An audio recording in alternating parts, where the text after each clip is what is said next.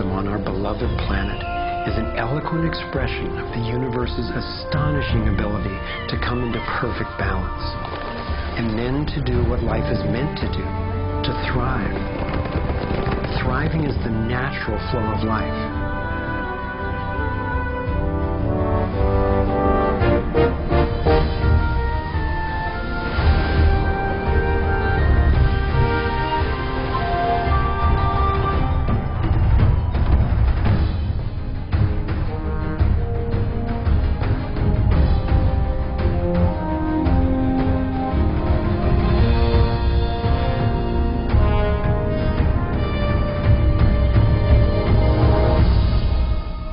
Consider what is surely one of the greatest wonders of all, how a tiny egg and a single irrepressibly plucky sperm can unleash a process that brings forth in the end another one of us.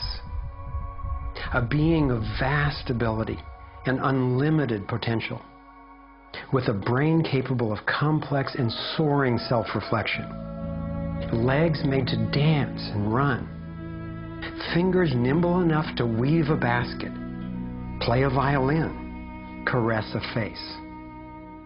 If nature teaches us anything, it is that life is meant to work, and that like every living thing, our purpose is to thrive.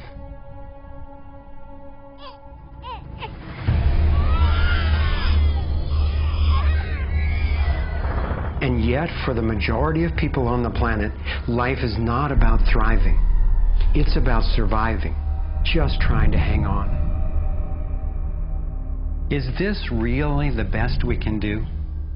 Did the universe labor for nearly 14 billion years only to bring forth a species that would end up as an enemy to life itself and to its own home? I don't think so. My name is Foster Gamble, and I have spent nearly a lifetime trying to figure out what happened. What is happening that could account for the staggering agony and deprivation on this planet? As a young man, driven by the misery I saw and by my fear for our survival, I set out on a journey, seeking to answer questions like, is it even possible for humans to thrive? If so, why aren't we? My research led me to places I never expected to go, revealing surprising discoveries that seemed unrelated at first, but which turned out to be crucially connected, as you'll see. I found a code, a pattern in nature that's been embedded in arts and icons throughout the centuries. I believe this code holds the key to a new source of clean, sustainable energy that could completely revolutionize the way all people live. I came to understand how our economic system is rigged, and I found out what we can do about it. My journey revealed ways we can claim our power to create liberating, healthy systems everywhere on Earth. I have realized that we are not a mistake. We are simply mistaken. We've been blinded to our brilliance, shorn of our strength, ignorant of our genius, unaware of our true power and magnificence. But all that is about to change. I invite you to share with me the highlights of my unlikely journey. I've created this navigator to take us through time and space. Let me show you around. On this screen, we can access what I call our vitals. It's the critical data we don't get from the corporate media, which in the US has consolidated from 50 companies down to 5 in just over 25 years. We'll use this to check on how we're really doing. The right screen tracks how to chart a healthy, sustainable course for living on planet Earth. I call these the navigating insights. And this will be our compass. Instead of a needle seeking north in our Earth's magnetic field, our compass is the shape of the field itself. And that shape, as you will soon see, has amazing technological and social ramifications. After a lifetime quest, I've come to believe that this pattern actually holds the key to a world that works for everyone. So let's go.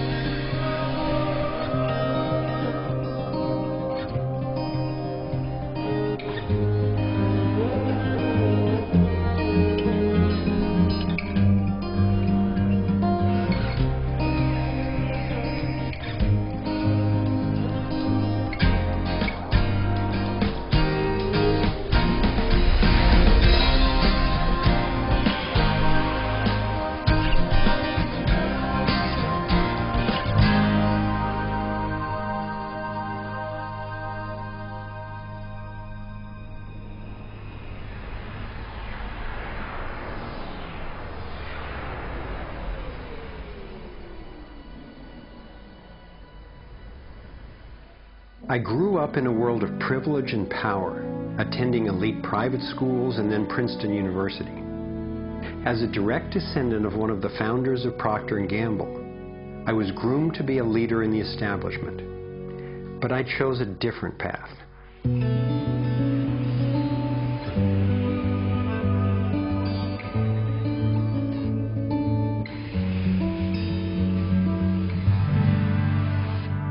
I began to wake up when I was in elementary school. Adults were teaching me that the way to protect myself from a nuclear explosion was to duck under my desk and cover my head. That's when my serious questioning began. A couple of years later, I had a direct experience of universal energy. It happened one day when I was riding on a school bus, gazing out the window. I had a vision of a whirlpool pattern, and I just knew that the flow of energy I was seeing was the same in an atom as in our entire solar system. I felt deeply that I, too, was somehow made of that same pattern. This vision was what originally got me into science, into trying to figure out how the universe works and how we humans fit into the overall pattern of life energy. Years later, I learned that the pattern I saw is known by some in the scientific world. It turns out that in 1921, Albert Einstein got a Nobel Prize for discovering that when energy is released in the universe, there are little packets of wholeness that emerge. This pattern actually tells us a lot about how life evolves. Considering the enduring wonders of creation throughout the universe and how unsustainable so many of our human systems are, I figured learning how the universe creates and sustains life would actually be quite useful.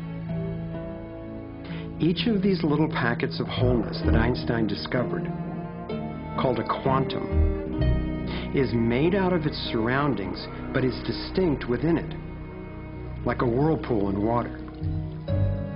These packets are always the same pattern, no matter what size, and they are surprisingly relevant to issues as seemingly disconnected as the wars in the Middle East, the global financial collapse, and how to achieve justice for everyone.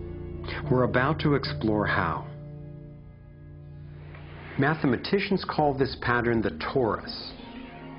The energy in a torus flows in through one end, circulates around the center, and exits out the other side. It's balanced, self-regulating, and always whole. I was first officially introduced to the torus by scientist and inventor Arthur Young. Futurist Dwayne Elgin explains how the torus is the primary pattern that nature uses for life at every scale. Evolution means to unfold, to roll out. So the question is, what is the universe rolling out? And what the universe is rolling out is self-organizing systems, and you can see this at every scale. A self-organizing system is a technical term for just a system getting a hold of itself, knowing itself, essentially. And if we go to nature, we can look at and we can see these self-organizing forms throughout. We can see it in the cross-section of an orange, the cross-section of an apple. We can see it in the dynamic nature of a tornado. We can see it in the magnetic field around the Earth, a similar magnetic field around an individual. We can see it in the structure of an entire whirlpool galaxy. We can see it in the structure of a small atom. At every scale, throughout its entire history, the universe has one single project. It's growing toruses. The universe is a torus growing factory.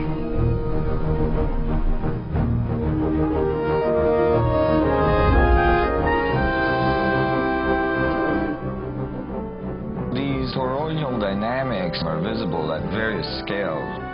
One of them is at the galactic level, which are huge spinning structures with billions of stars in it. Looks like typically big arms of galaxies spinning around, and they have vortices that goes from the center out to the edge of the galactic halo that surrounds them. Stars move from this galactic disk out to the halo, down the vortices, and back out again. Stars like Arcturus, for instance, we know have done that path already. That's the appropriate description even for the atmosphere of our planet. The weather goes from the North Pole down to the equator and then back up, from the South Pole up to the equator and then back down. Even the dynamics on the surface of the sun are very similar. Of course, here we're looking at it from an external perspective on a small-scale model. When you look at the solar system embedded in the galaxy, embedded in the cluster, embedded in the supercluster, we're traveling in this boundless sea of infinite torus flow.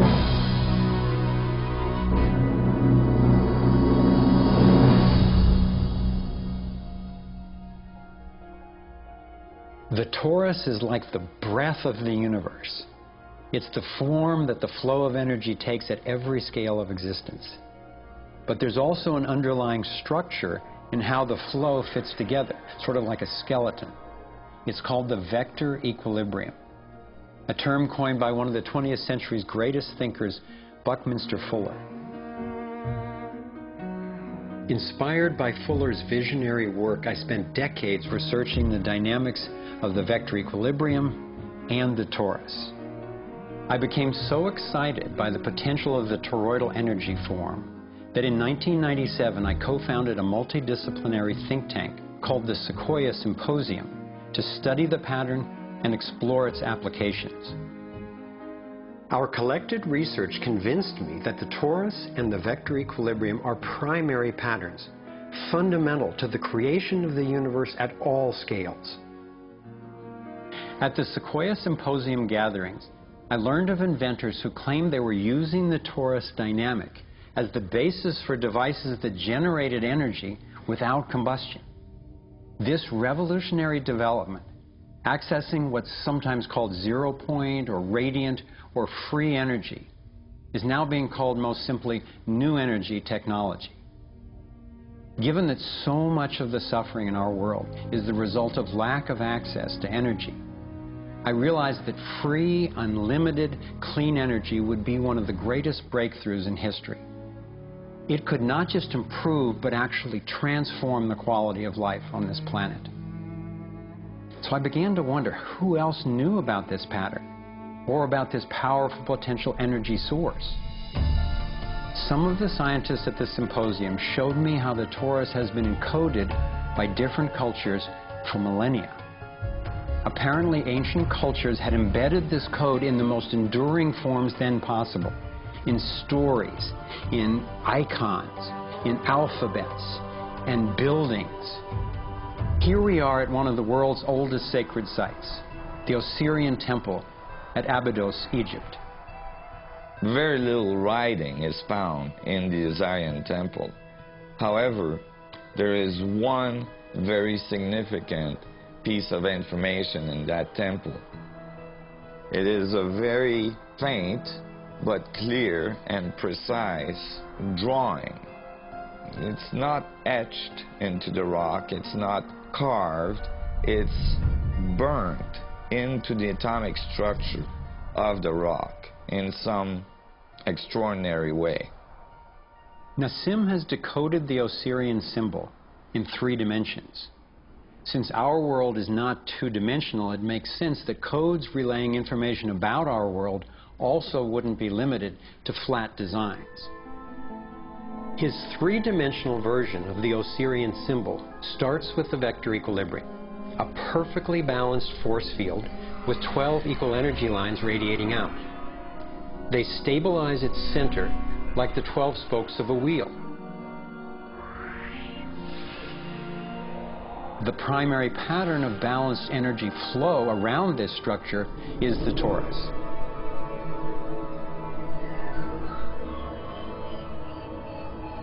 Here we expand to the next larger scale, with a total of 64 pyramids called tetrahedra.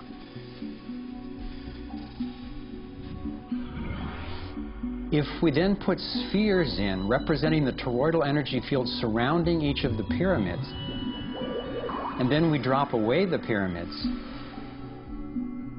we end up with a matrix that is, amazingly, an exact overlay for the Osirian icon, a three-dimensional model of the same pattern that was burned into the rock wall of the Egyptian temple thousands of years ago.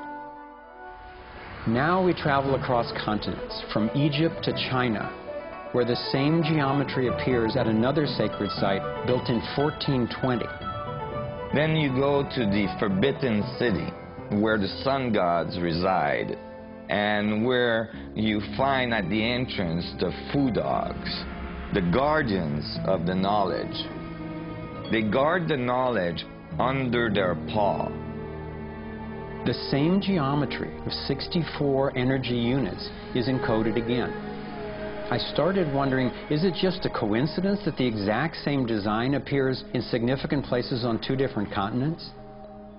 But then Nassim showed me that this geometry of 64 is encoded time and again in cultures across the centuries and from all over the world. The Hebrew Kabbalistic tree of life creates the same structure we just saw, with the vector equilibrium again embedded at every level. The ancient Chinese system of wisdom called the I Ching is based on 64 hexagrams, symbols with 6 lines in a set, some continuous, some broken. These can be put together as the 6 edges of a tetrahedron, and together would form the 64 tetrahedron crystal.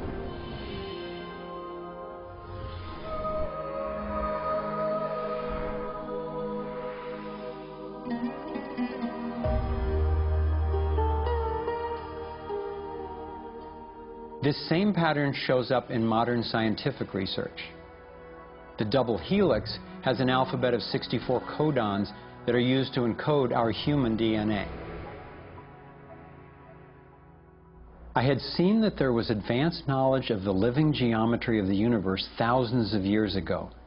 But how on earth did they know about it?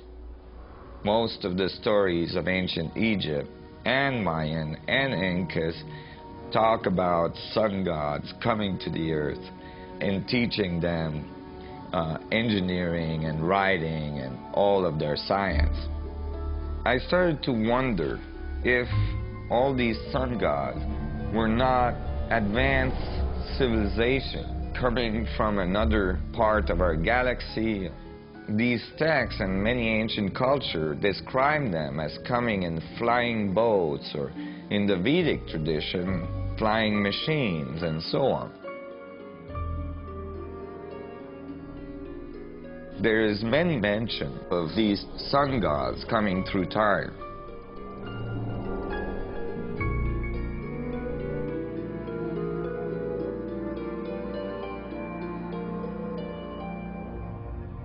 Could these early pilots from beyond our world be the ones responsible for sharing the knowledge of this code?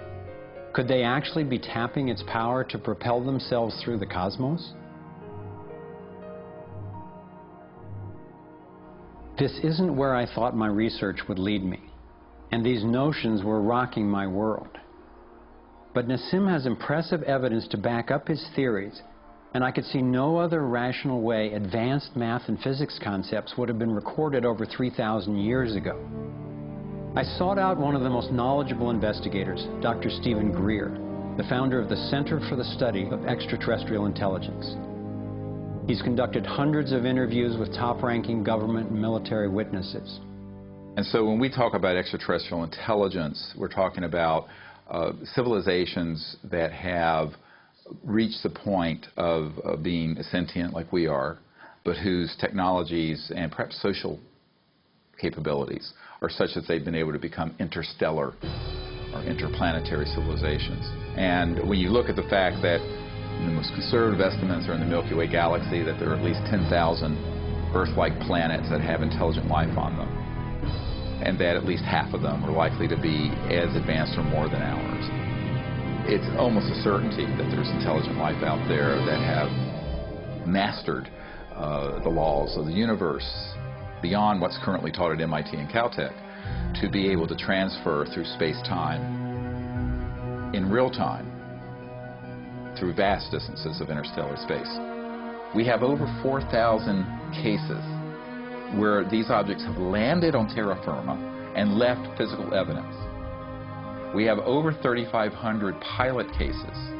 We have hundreds of cases, including ones from the highest-ranking investigator at the FAA, John Callahan, and numerous other operators where these objects have been tracked on radar going tens of thousands of miles per hour or dematerializing and then reappearing in another point in the sky. Yes, there have been ET visitation. There have been crashed craft. There have been material and bodies recovered.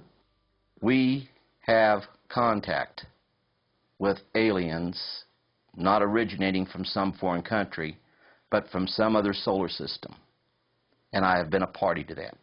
There were documents that I have seen that refer to the Roosevelt having several instances of UFO flyovers, and particularly after they took on board nuclear weapons. Now, my SEAL told me, Jordan, this, what have you got in your log? This never happened. The crew going on duty and the crew coming off duty all saw the UFO just hovering in midair. It was a metallic, circular object, and from what I understand, the missiles were all shut down. That means they went dead, and something turned those missiles off. Now, remember, all this stuff is flying at several thousand miles an hour. So this thing fires a beam of light at the warhead, hits it, and then this thing flies up like this. Meanwhile, we're all going like this, fires another beam of light, goes around like this, we're going like this, fires another beam of light, goes down like this, fires another beam of light, and then flies out the way it came in. And the warhead tumbles out of space. The feeling at the time was that it must have been extraterrestrial. They took the film and they spooled off the part that had the UFO on it, and they took a pair of scissors and cut it off. They put that on a separate reel, they put it in their briefcase, they handed Major Mansman back the rest of the film and said, here, I don't need to remind you, Major Mansman, of the severity of a security breach. We'll consider this incident closed. But who do you tell that you were involved in a UFO incident without them looking at you like you ain't wrapped too tight?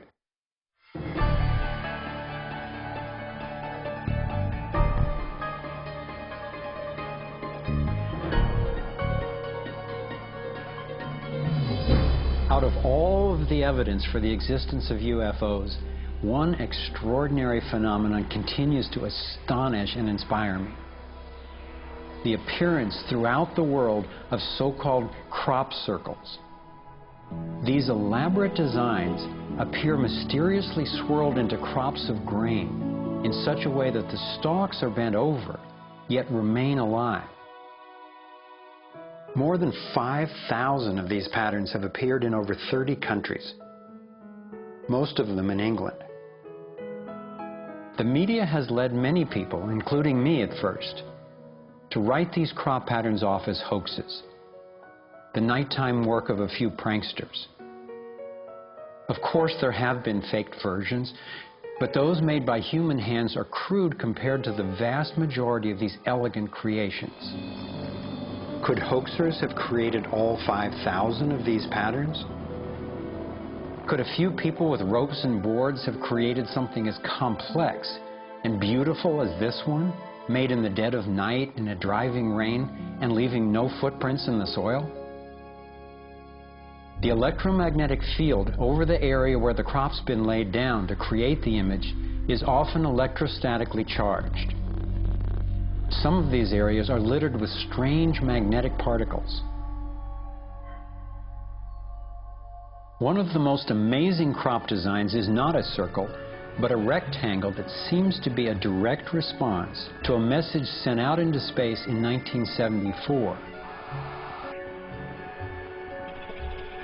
The message was a radio signal depicting our planet's location in our solar system and Earth's people, in hopes that it might be received and interpreted by an extraterrestrial intelligence.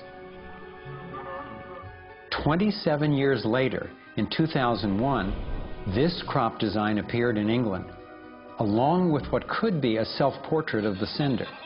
This message matches the format of the NASA signal and describes a different solar system from ours, a picture of the sender, non-human DNA, and a microwave antenna they apparently used to communicate, rather than the radio antenna that we used.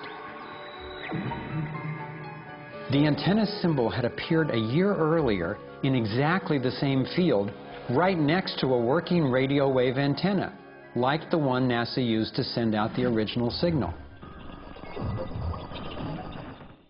NASA continues to officially deny extraterrestrial contact of any kind. And yet, year after year, these spectacular creations appear.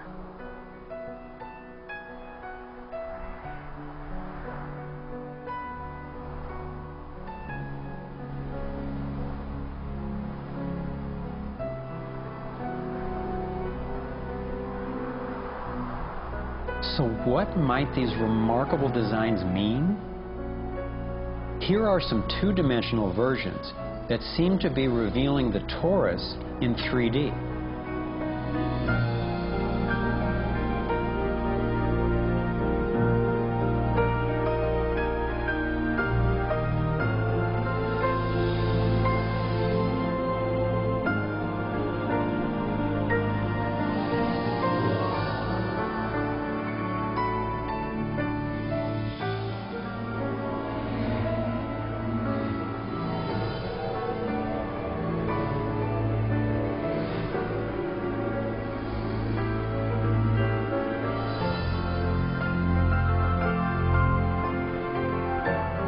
And here is the vector equilibrium.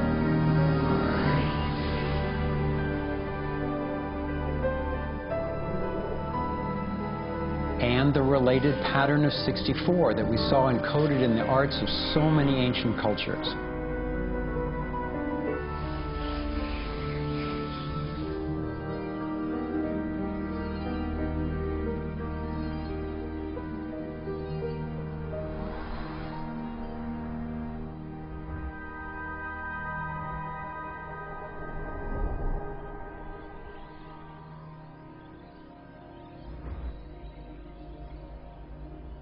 When I saw the coherence between the crop circles and the ancient encodings, I thought regardless of whoever created them and wherever they're from, there must be an important purpose to these designs.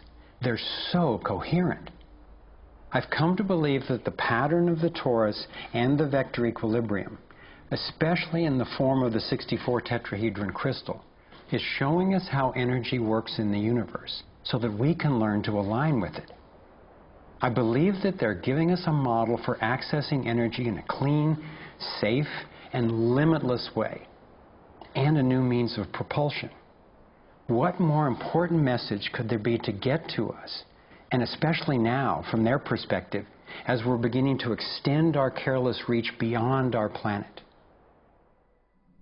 I got further confirmation of this notion when I met Dr. Jack Kasher, a former professor of physics at the University of Nebraska, who has also researched UFO phenomena. Presenting at a Sequoia symposium, Dr. Kasher showed a remarkable series of drawings by a woman named Lane Andrews, who claimed to have been invited onto an extraterrestrial spacecraft. I was startled to see her detailed sketches of the toroidal energy field that she said propelled the vehicle and protected the passengers. I subsequently interviewed James Gilliland. James has many hours of UFO footage from his ranch near Mount Adams in Washington State. He also claimed to have gone on board an alien spacecraft. What blew my mind was that he had never met Lane Andrews and had no knowledge of her experience, yet he described a phenomenon that was amazingly similar: numerous ships with spinning rings of light. Could it simply be coincidental that James and Lane described the same torus dynamic, and that both of these people have been harassed extensively by government and military agencies? To some, the idea of UFOs may sound crazy, and yet from another perspective, it is completely plausible. The Earth is about 4.5 billion years old. That's 4,500 million years old. What if there's another planet that's almost exactly like us? Almost exactly. 4,501 million years old. They're a million years ahead of us. And on a galactic scale, they're almost our twin brothers. So where are we going to be in a million years? We'll have solved all these problems, and there's another way, whether it's wormholes or warping space. There's got to be a way to generate energy so that you can pull it out of the vacuum. And the fact that they're here shows us that they found a way. This is a major shock to the human system that is in process. I understand why people in our generation, people who aspire to positions of political leadership, etc., never dare go near that question, because it's a worldview challenge. It's a fundamental worldview challenge. So here we are, a relatively immature species struggling with possible self-destruction. If aligning with the torus does hold the key to a new form of clean, safe energy access, imagine the implications.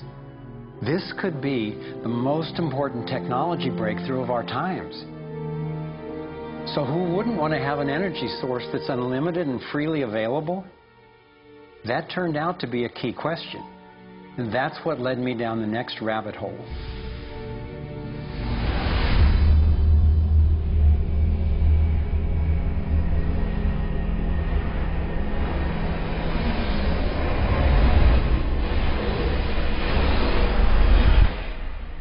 It turns out that scientists as far back as the early 1900s have been developing alternative ways to access electricity without combustion.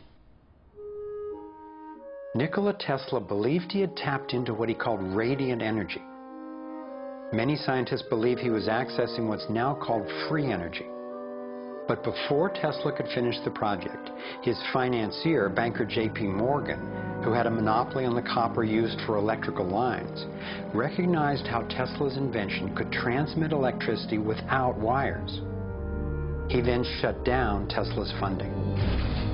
Tesla's lab was burned down and he was ostracized, all for trying to implement his vision of unlimited energy for everyone.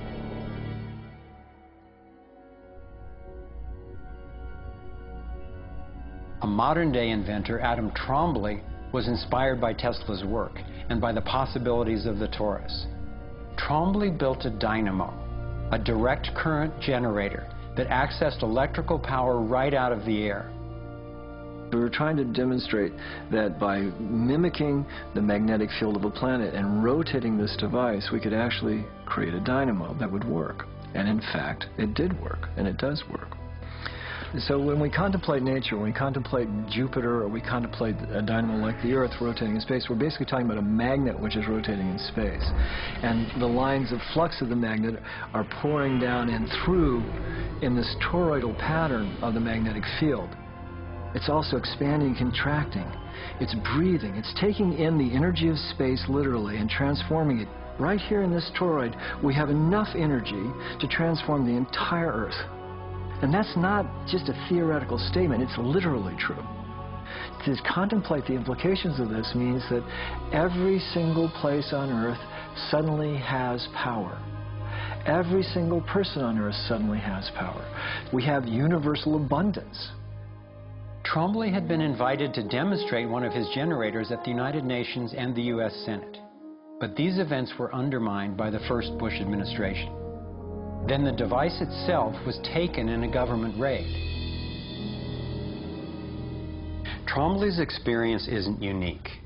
Almost every time I found an inventor with a promising new technology in the field of free energy, he told a similar story of suppression. Inventor John Bedini began working with Tesla's theories of radiant energy decades ago and has produced an assortment of battery charging devices that generate more energy than it takes to run them. He announced that he was going to start offering them at low cost. Soon after that, he was attacked in his lab and warned not to produce the devices. For his own safety, he had to let go of marketing free energy. These are all devices from labs I personally visited.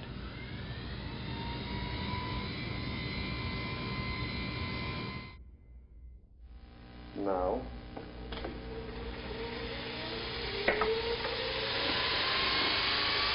Now, the quality of this footage is obviously poor, and I'm not expecting this to convince you.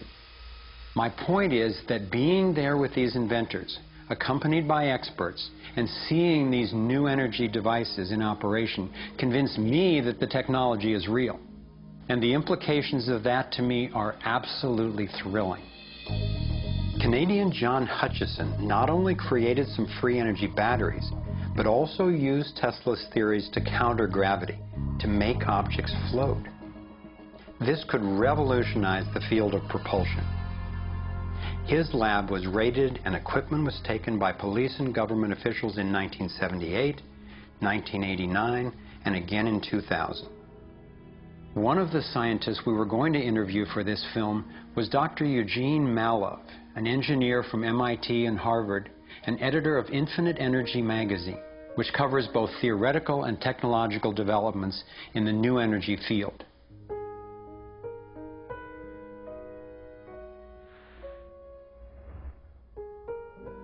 Dr. Mallove was mysteriously beaten to death in 2004. If these inventors were all hoaxers and charlatans, I wondered, why are they being suppressed so consistently and so brutally? I asked free energy inventor Adam Trombly why he thought this technology was being suppressed, and if the UFO phenomenon was related.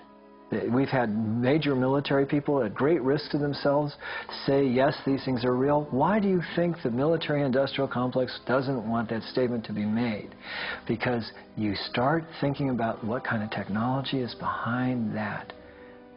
That's the bottom line.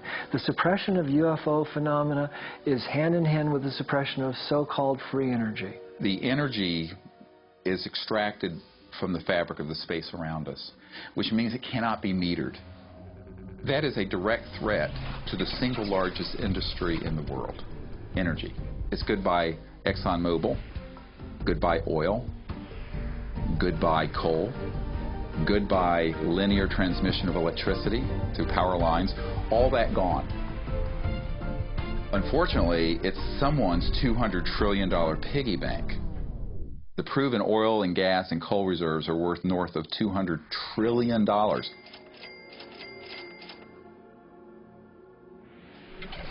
This information coming out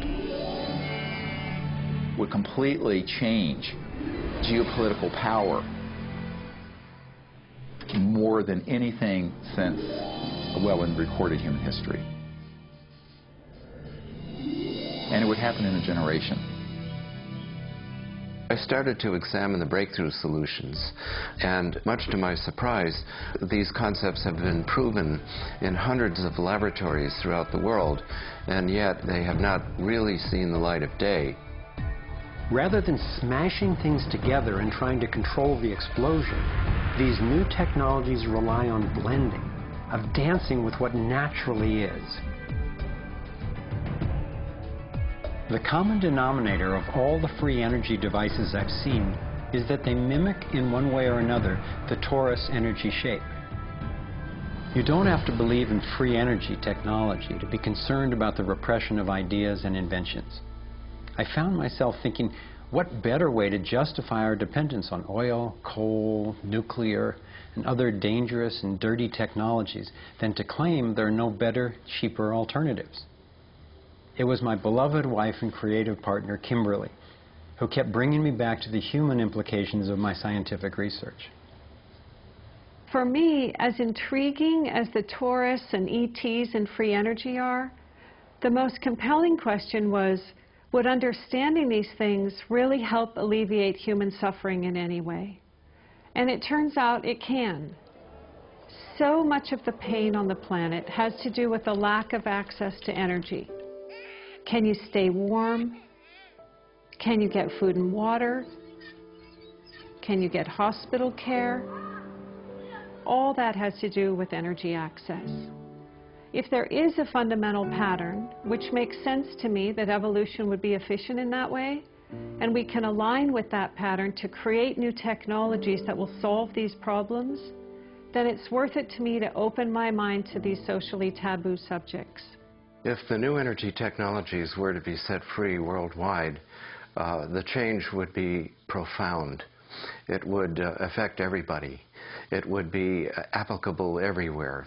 These technologies are absolutely the most important thing that's happened in the history of the world. So given the stakes, I decided to ask who's benefiting from suppressing scientific research? Whose wealth and power are threatened by access to clean, free energy? Who has a motive to set up a world where so few have so much and so many have so little? As an independent researcher, I followed one of the cardinal rules of investigative journalism. If a story doesn't make sense, follow the money.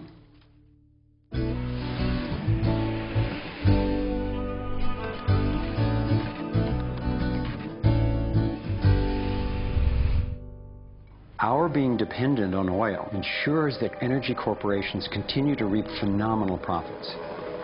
I see them committing huge resources to undermine energy alternatives, to control global reserves, and to maintain high oil prices. They have enough money and influence to suppress anything that might threaten their monopoly. So who's behind the huge energy corporations?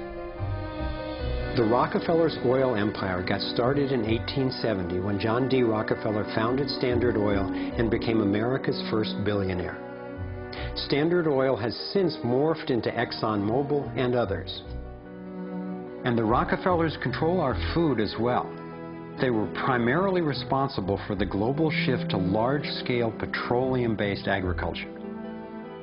I remember the so-called Green Revolution of the 1960s and 70s. Like most people, I thought it was a great thing. It was, however, based on the planting of huge plots with a single crop using vast amounts of oil-based fertilizers, herbicides, and pesticides.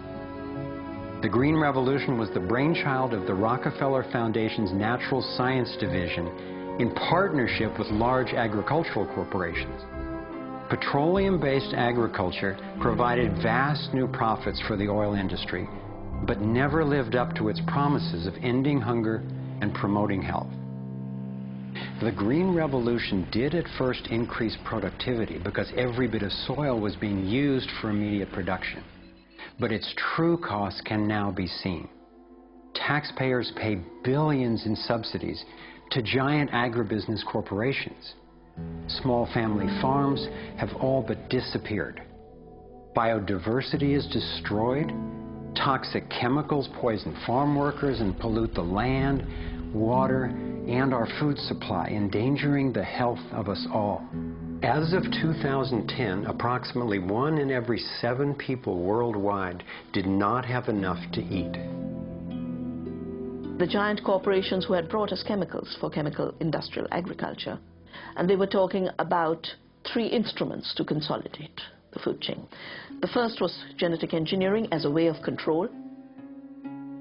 The second was patenting seed and patenting life as a way of control, declaring seed to be private property, treating the saving of seed by farmers as a crime, as a theft of intellectual property. And the third was so-called free trade treaties that would rob ordinary people, farmers, growers, of their freedom to save seed. The design of Terminator technology to create sterile seed in order to impose even more dependence of humanity on a handful of corporations is the ultimate step in this. We are, through what we are doing with seed, literally for the first time, creating a new colonization, which I call the colonization of the future.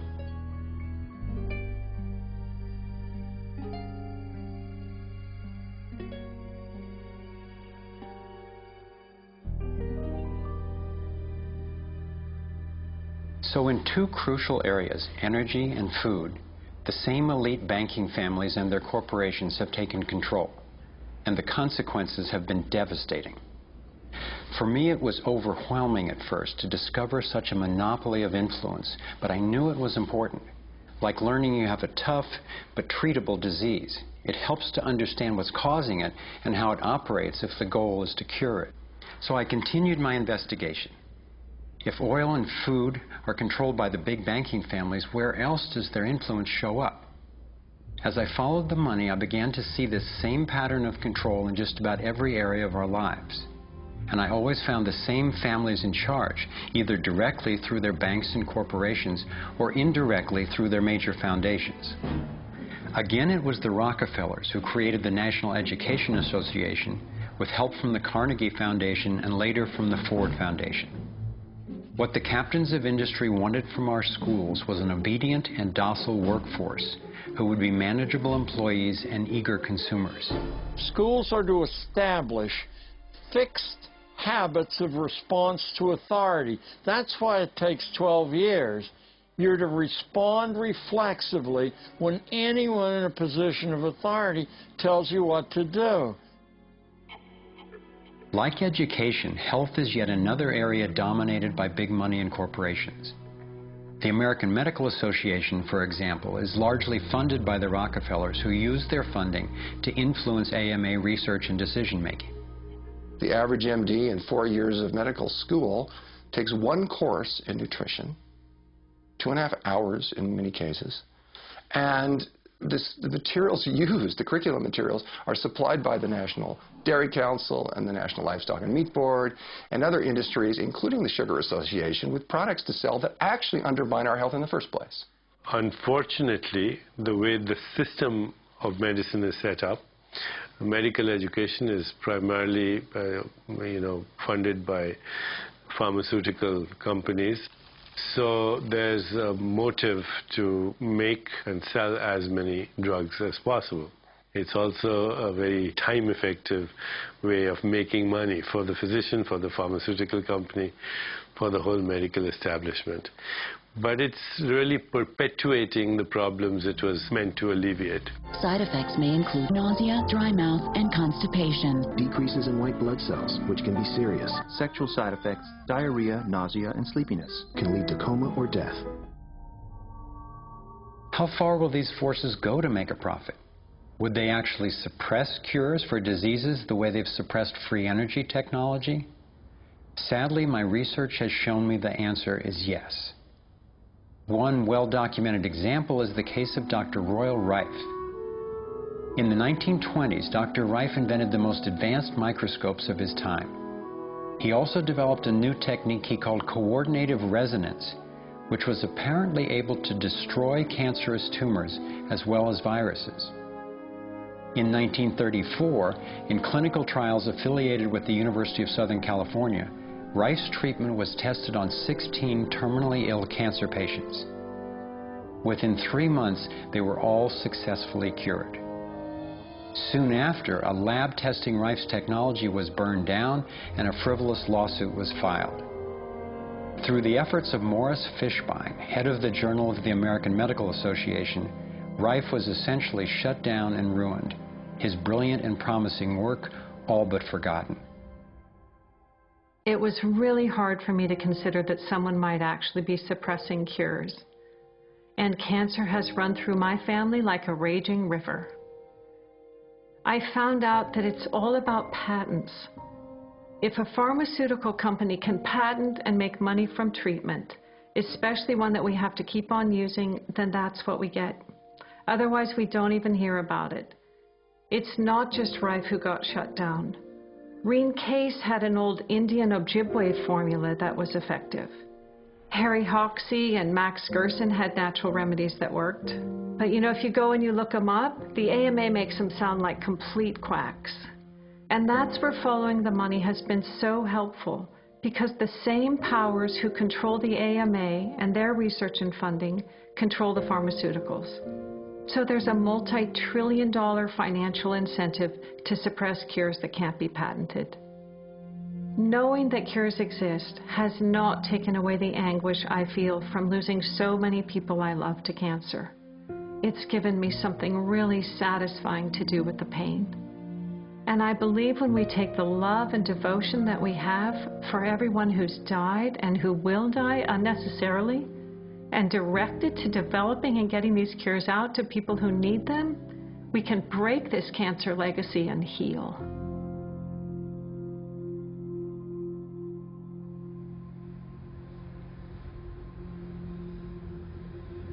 As difficult as it was for me, I have come to an inescapable and profoundly disturbing conclusion.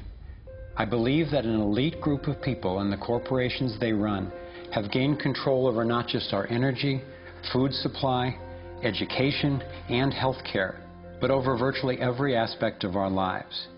And they do it by controlling the world of finance, not by creating more value, but by actually controlling the source of money. When I followed the money, I found that it took me up the levels of a pyramid. Here we are at the bottom level going about our daily lives. Above us is government, people who are given a monopoly on force and use it to tax and control us whether or not we agree. But who controls them? At the next level are the corporations. Many would say that it is now corporations and not nation-states that rule the world. They call it a corporatocracy. To acquire the world's resources and control the markets, this corporatocracy must have access to cheap money. The big corporations get their loans at special rates from the big banks, which means that those who control the major banks, the moneyed elite, ultimately control the corporations. As I've followed the money, I've learned that almost everything I once believed about money is simply not true. It's interesting how few questions we actually ask about very everyday things, like when we go into a bank and we ask for a loan of, say, $50,000, £50,000, what actually happens? You see, most people live their lives based on a kind of vague image of what happens. What actually happens is you ask for £50,000, they type into your account £50,000. That's all they do. They don't mint any coins, they don't print any money, they don't move any precious metal anywhere. They just put £50,000 into your account on a computer screen. From that moment, you start paying interest on money that has never, does not, and will never exist. It turns out that banks actually have about 9 times as much money loaned out as they have on reserve in their vaults. This is possible because of what's referred to as fractional reserve lending. The way it works is that the Federal Reserve, or the central bank in any country, is legally allowed to determine the amount a bank must have on reserve. In the U.S., it's currently around 10%. So if you deposit $10,000 into the bank sets aside 10%, or $1,000, and then loans out the rest of your money. The way it works is, say another person comes into the bank and asks for a car loan of $9,000. At this moment, the bank loans out the $9,000 from your original deposit. It isn't there anymore. The borrower then pays the person selling the car, and they go deposit the money into another bank, which is part of the same central banking system. This $9,000 is treated as a new deposit, and the process continues. The money gets redeposited and reloaned until the initial deposit of $10,000 becomes $100,000. The banking system just created $90,000 by loaning out your money. Apparently it began with the goldsmiths in the 17th century when people were trading in gold. Gold was heavy to carry around, so people stored the actual metal in vaults and traded receipts instead. Those receipts were the first paper money. Since only a few people would withdraw their gold at any given time, the vault owners, basically the new bankers, began creating receipts for more metals than they actually held. They loaned out those receipts and charged interest on money, gold, that they didn't really have. That's how our so-called fractional reserve system was born. In this system, the bankers get to make up money out of nothing, while the rest of us have to work hard to earn it. It has created a modern form of serfdom where the mass of society is now working to pay off their debt to the banks.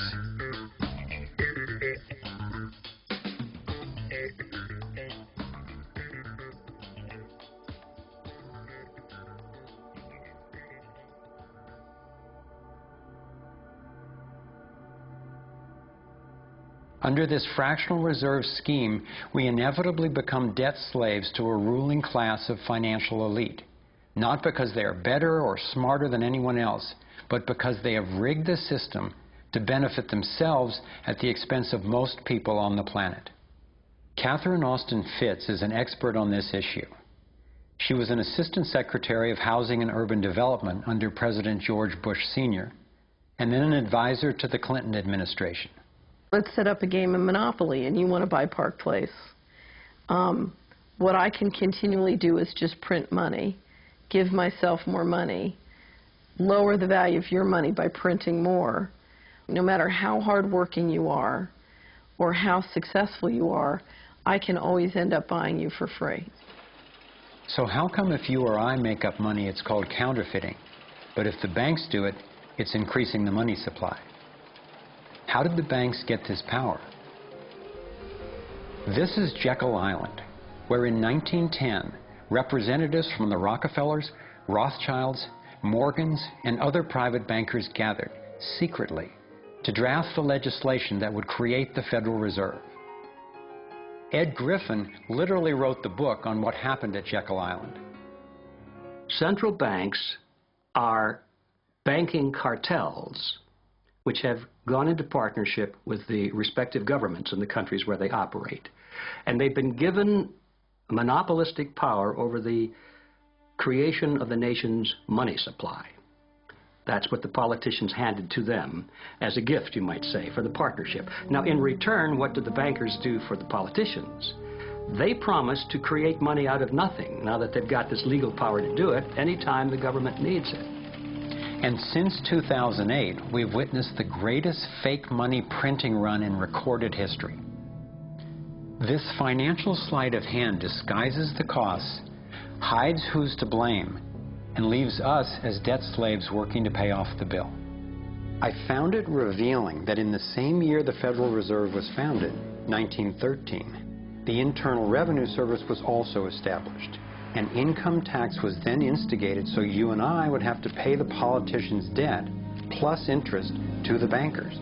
The problem is we have a privately owned central bank system in the United States disguised as a government-owned system. Now, if you look in the telephone book here in the Washington, D.C. area, you look up for Federal Reserve in the blue government pages, it's not there. It's in the white pages right next to Federal Express. It's a privately owned central bank. What is the proper relationship, what should be the proper relationship between a chairman of the Fed and a president of the United States? Well, first of all, the Federal Reserve is an independent agency, and that means basically that there is no other agency of government which can overrule actions that we take. There is no other agency of government which can overrule actions that we take. We have a private bank that prints money on behalf of the Treasury. The Federal Reserve prints money on a debt-based system which creates scarcity. But it puts a group of insiders in a position of having access to all the data about the economy when we don't. So you have a small group of bankers who understand the data on how the money works in the economy, and it gives them the ability to print money in a way that the insiders are protected and everybody else is drained. Catherine went on to compare a healthy economy to a vibrant torus, balanced, freely flowing, and energized throughout, in contrast to what's happening in our current economy. What you have is a system that's very dynamic, and it's trying to optimize. But intertwined in the core of it, you have a tapeworm. The way a tapeworm works in your body is it injects a chemical into your body that makes you crave what's good for the tapeworm and bad for you. You have a parasite that's very much manipulating and engorging itself at the expense of the whole. We live in a tapeworm economy where the financial elite are the tapeworm and they're feeding on us. And they don't like it when people blow their cover. After Catherine began exposing government corruption at the highest levels, the FBI raided her company and seized its assets. She was dragged through the courts for 10 years before being found innocent. So we've got the Federal Reserve, a privately owned corporation with a monopoly on creating money, but with no accountability. backed up by a government with a monopoly on force. The country got sold on the Fed as an institution that would help stabilize the economy and remain independent of politics. But in fact, in close to a century of existence, the Federal Reserve has done just the opposite. Since they took charge, we've been robbed through inflation, and the purchasing power of the dollar has declined more than 96%. And the wealth gap makes it clear most of the money is going to a very few.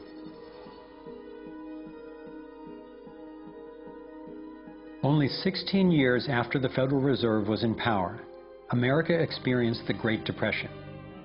My research revealed that before the big crash in 1929, the elite bankers pulled their money out of the stock market. After the crash, they used that money to buy up cheap stocks and smaller failing banks for pennies on the dollar.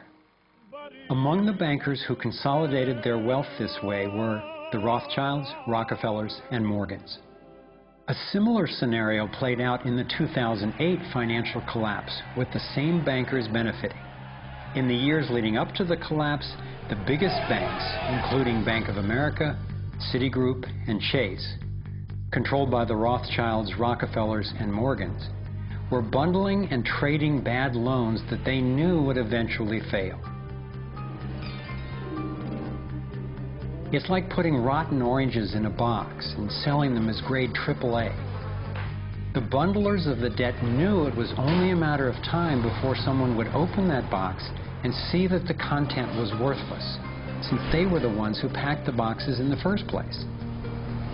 When the rotten oranges, what we hear about as unsound loans, derivatives, and credit default swaps, were finally discovered, everyone was impacted. People lost their homes, their jobs, their businesses, and their retirements. Meanwhile, the biggest banks who created the problem in the first place were the ones who got bailed out. Why is that? Why would the Federal Reserve give trillions to the banks, even though the majority of Americans were against bailing them out? And why not help those most in need rather than the perpetrators of the financial collapse? My research led me to believe that the same people who created the Federal Reserve, the Rothschilds, the Rockefellers, and the Morgans, still control it, and they use this scheme to bail themselves out at our expense. Many of the banks created are still the most powerful lobby on Capitol Hill, and they, frankly, own the place.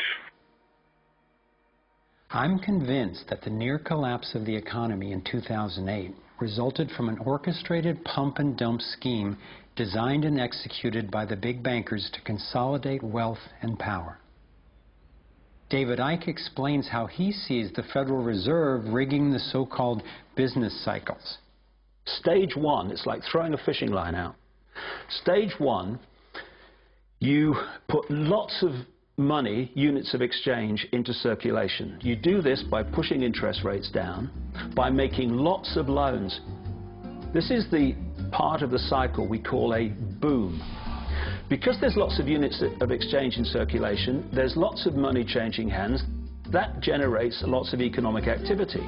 That generates jobs. And as more and more money is spent, there's more demand, so companies take out more loans of fresh air money to increase their production. People get confident in their everyday lives. Hey, you know, I work for this company, they've got lots of orders, it's really going great, my job's safe, I tell you what, we can have a bigger house. Then they start to change it. What they do is they pull the fishing line in. They push interest rates up. Now, fewer people, are taking out loans, and they make the criteria for having a loan from the bank stronger anyway. And also, now, as interest rates have gone up, a larger part of people's income is going to pay back the extra interest and not being circulated in buying things. Suddenly, there's nothing like as much money in circulation, and therefore, fewer things are being bought. Companies start to go down in terms of their profits. They start to shed jobs, and they start to go out of business. People lose their jobs, they can't pay the mortgage anymore of the big house they took out in the good times. Now what the banks are doing is starting to reel the fishing line in, because as they go bankrupt, companies and individuals, the banks get the real wealth, the property, the land, the resources that they had signed to them for lending merely figures on a screen. Now this economic cycle of fishing line out, fishing line back, lots of units in circulation, pull them in, has been going on for centuries. And what it's done, it's stolen and accumulated the real wealth of the world in the hands of the few.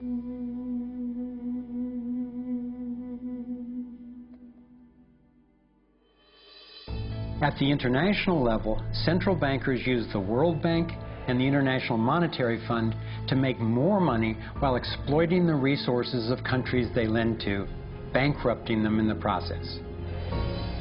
The central bank of central banks is the Rothschild-created Bank for International Settlements. The elite are positioning themselves to control access to virtually everything we need to survive. No matter where you go in the world, the money is controlled by the banking system. They decide if people eat or if they don't eat. Who's a billionaire and who lives on less than $1 a day? He who controls the money controls the world, and a very few control the money.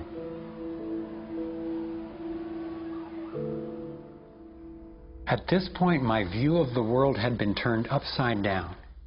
I was struggling with the realization that the failure and suffering of so many is actually success and fulfillment for a few.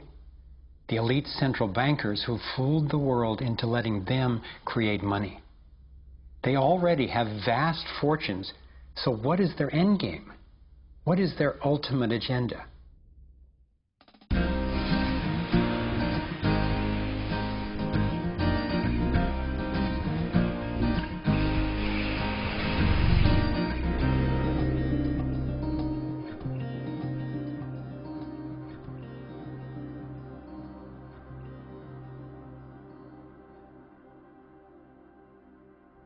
I kept running across compelling evidence and credible experts saying that the secret agenda of the banking elite is nothing less than total global domination.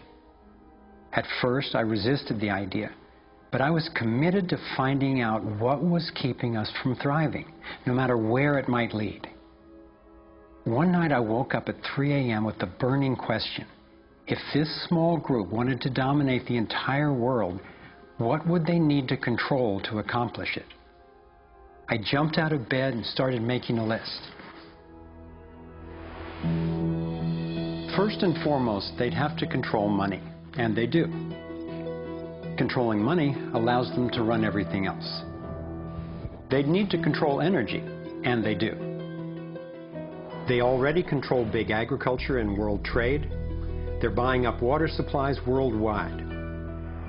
They've got health in their pocket, and they're trying to suppress natural alternatives. Mainly, they'd have to control what information we'd get and how we'd react to it.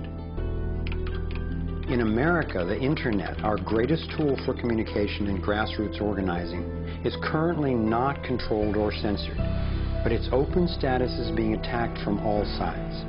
Governments, corporations, and the United Nations are all attempting to take control. For complete domination, dissent has to be controlled. They'd need to take away our rights, spy on ordinary citizens, and track every aspect of our lives. As the day dawned, I knew that a powerful elite had almost everything set up to rule the world. And I had the frightening realization that Big Brother is not just coming, he's here now. We are already in the Matrix. So how do we get out? To envision that, I realized I needed to discover what their ruling structure looks like and how it works. A relatively small group of families, especially the Rothschilds, Rockefellers, Morgans, and Carnegies, along with the Harrimans, the Schiffs, and the Warburgs, have been leading the controlling elite in the West for generations. I'm not implying that every individual in these families is aware of or active in the global domination agenda. However, I'm convinced the heads of these dynasties control the corporate and banking interests that carry out the sinister scheme that is destroying so many lives. Those secretly driving the agenda have been known by many names. Leaked reports confirm that they meet throughout the world behind closed doors to discuss their agenda. Then, like clockwork, their plans begin to show up in the media, finance, corporate, government, and military arenas. Of course, not everyone involved in these groups is in on the decision-making. There is a hierarchy of knowledge and participation. One of the primary symbols of the controlling elite is the all-seeing eye. It's on the dollar bill. It's on the American mass surveillance system initially called Total Information Awareness. It's on the British intelligence agency MI5. And it even oversees the Supreme Court complex in Israel, designed and funded entirely by the Rothschilds. I believe they've taken the majestic image of the Cheops pyramid and its legendary metallic capstone and perverted the meaning to represent those at the top being able to track and control all those under them.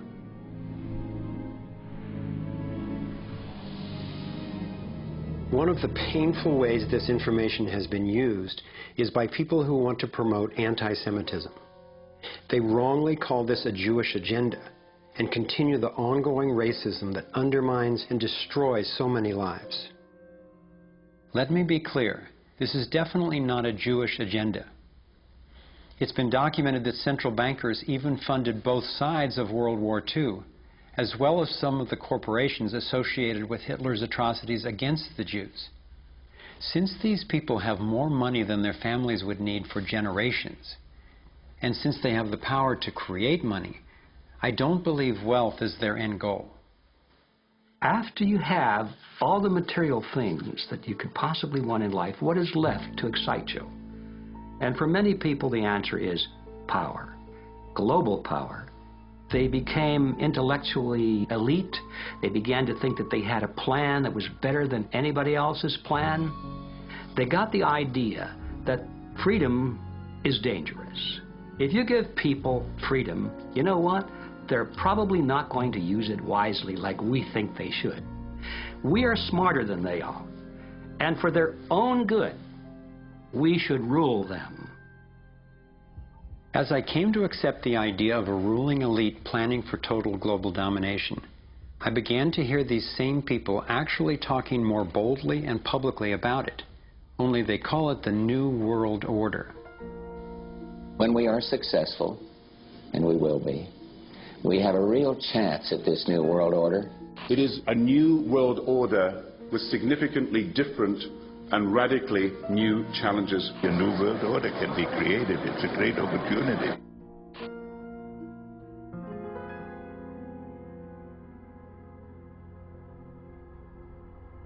Given the condition of our world, a new world order can sound like a great idea. But I had to distinguish between what I was discovering about global domination, a one-world government run by an elite few, and the reality of our global interconnectedness, which is the realization that at a fundamental and even spiritual level, we are not separate, we are all connected. But the agenda for global domination is really the exact opposite. It's a divide and conquer strategy to keep us all pitted against each other, thinking that it's the Democrats or Republicans, the liberals or conservatives who are the problem, when both parties are ultimately serving the same plan. I believe we're heading toward a totalitarian world authority, actually a military dictatorship, run by a tiny elite who have all the power and make all the rules. If they succeed, there'll be nowhere to run, nowhere to hide. Think about it. The whole notion of conspiracy has been so ridiculed that it's socially challenging just to consider it. And there's always a reasonable sounding story to explain any one incident on its own. I personally used to try to justify how the same people consistently ended up with more money and more control by thinking they must just be taking advantage of the situation, but not actually causing it. But after nearly a decade of putting the issues and the evidence together, I am convinced it is not random, and that a few very powerful banking elite families and their political and corporate partners do have an agenda to dominate and control the rest of us. Once I got the reality and the scope of the agenda, I really had to think, how much do I want to know about this? Do I want to focus on the worst of what human beings are capable of? I decided it is worth knowing who these people are and how their organizations operate, because on the other side of the rage and the sadness are clarity and strength, the power we have to focus our efforts effectively now that we understand what's really going on. The greatest prison that people live in is the fear of what other people think. What happened to me as a result of all the ridicule I went through is that I stepped out of the fear of what other people thought. And it's only when you do it that you realize what a prison you lived in before. And what it gave me was a personal understanding of how easy it is for a few to control the many. All you have to do is dictate the norms in society, what is considered right and wrong, moral and immoral, good and bad, sane and insane, possible and impossible. And you build what I call a hassle-free zone. And if you live your life within that zone of perception, belief, and what you say and think, then people will leave you alone because you're normal. Once you step out of that pen and you start to express your uniqueness, what the Illuminati have created is a whole human population of prison warders who are jumping on those that are stepping out of the norm. And it's interesting, when you get to the edge of that hassle-free zone in what you say and you think, you're not thinking, if I do, what about the head of the World Bank? What's he going to say if I do this? No. We're saying, what will my mother think? What about the guys down the bar and the people at work? What will they say? And what the Illuminati have done by creating the norms, they have created an absolute army of people to impose those norms on each other. Their grand strategy for global dominance is already being implemented. They are carving up the world into superstates that transcend national boundaries so that we are easier for them to manage. They have already established the European Union and the African Union. Politicians from the United States, Canada, and Mexico, under the title of the Security and Prosperity Partnership, have been working on the northern part of what could arguably be called plans for an American Union. This has been going on for years without citizen or congressional consent. A Pacific Union is already in process. This is the organizational chart for global tyranny, the structure for complete control. Here are two of the most powerful men in Europe talking about moving to a single world government. It is extremely important that we, in this new ownership of global governance, have, particularly on both sides of the Atlantic, the implementation of the same rules in the same fashion. 2009 is also the first year of global governance, with the establishment of the G20 in the middle of the financial crisis. On the international level, the central banking elite have put huge organizations in place to implement their policies, including the World Trade Organization, the World Health Organization, the World Bank, and the International Monetary Fund. John Perkins is a man who knows from decades of his own experience as a so-called economic hitman how the collusion of banks, corporations, and governments has taken over countries around the world. We use many techniques, but probably the most common is that we'll go to a country that has resources that our corporations covet, like oil, and we'll arrange a huge loan to that country from an organization like the World Bank or one of its sisters, but almost all of the money goes to U.S. corporations, not to the country itself. Corporations like Bechtel and Halliburton, General Motors, General Electric, these types of organizations, and they build huge infrastructure projects in that country, power plants, highways, ports, industrial parks, things that serve the very rich and seldom even reach the poor. In fact, the poor suffer because the loans have to be repaid, and they're huge loans, and the repayment of them means that the poor won't get education, health, and other social services, and the country is left holding a huge debt by intention. We go back, we economic hitmen, to this country and say, look, you owe us a lot of money, you can't repay your debts, so give us a pound of flesh. As soon as one of these anti-American presidents is elected, one of us goes in and says, hey, congratulations, Mr. President. Now that you're president, I just want to tell you that I can make you very, very rich, you and your family. I've got several $100 million in this pocket. If you play the game our way, if you decide not to, over in this pocket I've got a gun with a bullet with your name on it in case you decide to keep your campaign promises and throw us out. Sell our oil companies your oil real cheap, or vote with us at the next UN vote, or send troops in support of ours to someplace in the world such as Iraq.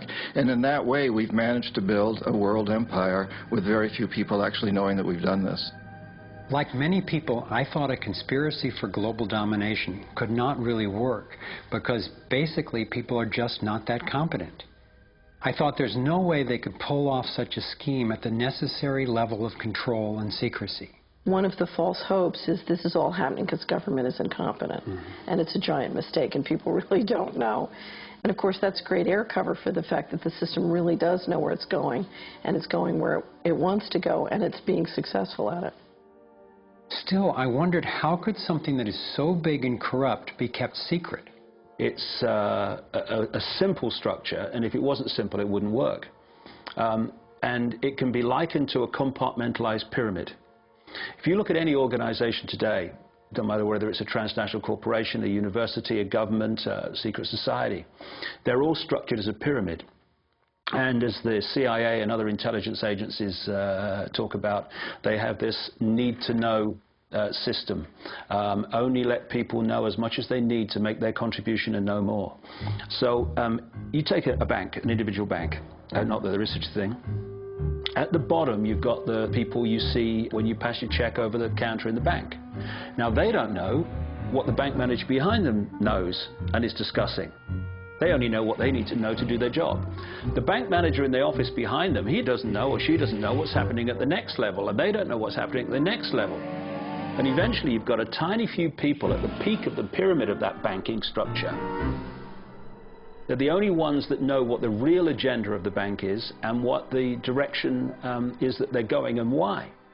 This kind of compartmentalization explains how the Manhattan Project, which developed the atom bomb in World War II, was kept secret despite having 130,000 people working on it. When I first let in the scale and the intentions of the agenda, I felt like I had the flu for about 2 weeks. But then it dawned on me. Here was this well-planned, well-orchestrated attempt to squelch human potential, and still our brilliance shines through. Even though we've been systematically distracted and repressed, people have come up with innovative, ingenious solutions to a huge number of the problems that we face.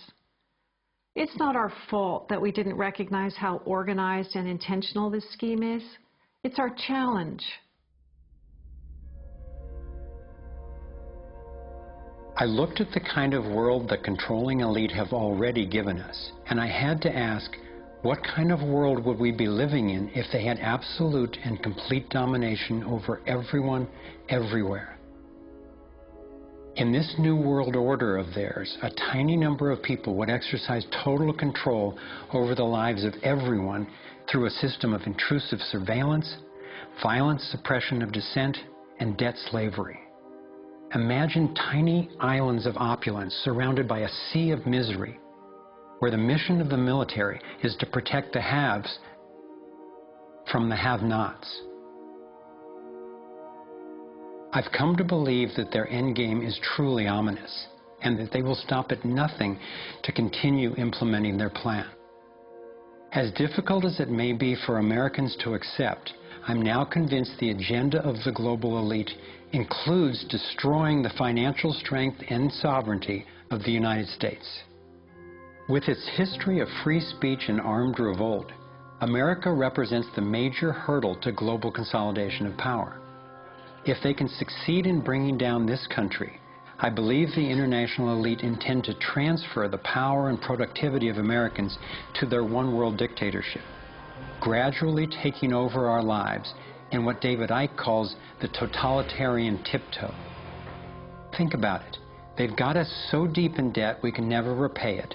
They're collapsing the dollar, and they're attempting to replace it with a global IMF currency. This press for a global cashless electronic currency would enable a central authority to financially disable any individual or group in an instant. Now, for the first time in history, international taxes are being proposed under the pretense of addressing climate change. Like a Trojan horse, the suggested treaty unveiled at the 2009 Copenhagen Climate Conference appealed to our concern for the environment while distracting us from the fact that this unprecedented carbon tax would be paid to the World Bank and enforced by global police. There are ways to address our obvious need to curtail pollution without creating a tax base for tyranny. You want to change society in a way that you know that if you do it openly, you know you're going to get an adverse reaction. So you don't do it openly. You play problem, reaction, solution. Stage one, you create a problem. It could be a terrorist bomb, it could be a 9/11, it could be a run on a currency, it could be a stock market collapse, a government collapse. You tell the people your version of A, who did it, and B, why. And at this point, problem, reaction, solution would fall down if we had a media that was in any way related to journalism. Instead, the mainstream media is a public relations office for the official version of events. Turns out President George W. Bush was right about Saddam Hussein hiding weapons of mass destruction. The virtually only way or source of information that the public have about this event is from the mainstream media. And what they're looking at stage two of problem, reaction, solution is the reaction of outrage, of key fear. And they want the public to say to the government, something must be done, this can't go on, what are you going to do about it? And this allows stage three, which is those who've created the problem, glean that public reaction with a false story, to then openly offer the solutions to the problems they have themselves created. The idea of using tragedy, manufactured or simply utilized, was deeply significant in my finally understanding how far these people will go to achieve their goals. It's a documented fact that we entered the Vietnam War under false pretenses. Former Secretary of Defense Robert McNamara has acknowledged that the attack on a ship in the Gulf of Tonkin didn't actually take place. Our judgment that we'd been attacked that day was wrong. It didn't happen.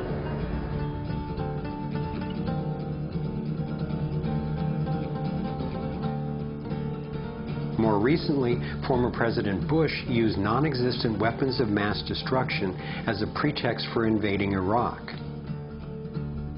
Tactics like this are sometimes referred to as false flag operations. An increasing number of people believe that 9/11 was a false flag operation by the global elite in order to set the stage for taking over Middle East oil and dismantling U.S. constitutional protections. There are lives in the balance. There are people under fire. There are children at the cannon. There is blood on the wire. There is blood on the wire. There is blood on the wire. There is. Most of what's needed for a police state is actually already in place. Right now in America, any of us can be imprisoned without warning or due cause, and we can be kidnapped, tortured, and assassinated legally if the government decides what we are doing is a threat to their plan. All they have to do is name us as a suspect in their so-called war on terror. We're being watched more and more. In 2010, there were 30 million surveillance cameras recording us in the U.S. alone. When we demonstrate, we're now relegated to what are euphemistically called free speech zones. Zones for free speech? Every phone call and email we send is collected and archived and can be inspected at any time. Our driver's licenses and passports have computer chips implanted in them to track our every move. And now hospital patients are getting these same chips implanted under their skin. In fact, it was Procter & Gamble who developed these chips, initially for tracking their products. It's always offered as a way to help, but even an assistant director of Central Intelligence has admitted it's an entry point to getting all of us chipped for better tracking and control. These would-be controllers, through the U.S. Space Command, have outlined a plan called Full Spectrum Dominance. Sophisticated satellite surveillance, as well as directed energy and laser weapons, which are already developed, have the ability to target dissenters anywhere on Earth. I believe they are also trying to ensure they can deal effectively with any resistance. FEMA containment camps and railroad cars with shackles have been recently constructed or refurbished all over the United States for use in what officials call times of pandemic or civil unrest.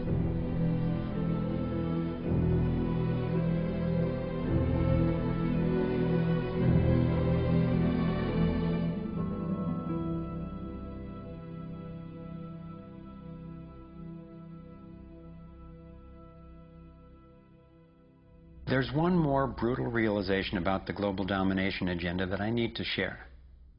This was a horrible one for me to grasp, but without it, this inquiry would be dangerously incomplete, and our solution strategies would be inadequately informed. In my research, I came across convincing evidence that their plan actually includes the elimination of the majority of the world's population. As sick as it sounds, it makes sense that they would be better positioned to succeed in their quest for absolute control if there are fewer of us to manage. Every time I've thought they wouldn't do that, I discovered I was wrong. I found startling documentation that eugenics is one of the core pillars of their plan. Eugenics is the practice where some people get to decide who's worthy to breed and who's not. Sterilization is one of the many insidious ways this covert plan is being implemented. In 1904, the Carnegies funded the first eugenics laboratory in Cold Spring Harbor, Long Island. The Rockefellers funded involuntary sterilization of people of color through their eugenics programs and funded the Kaiser Wilhelm Institute in Germany to further the racial supremacy agenda later adopted by Hitler. In 2007, the U.S. Department of Agriculture and Homeland Security funded a proposed project to aerial spray over 7 million people in urban areas of Northern California. After citizens organized against the plan, officials were forced to reveal that the spray included multiple toxins that can cause disease and disrupt the reproductive cycle. Fortunately, civil resistance stopped the project. The U.S. government has been caught over 30 times covertly experimenting with toxic chemicals on its own citizens, from soldiers, prisoners, and Native American reservations to entire towns and counties.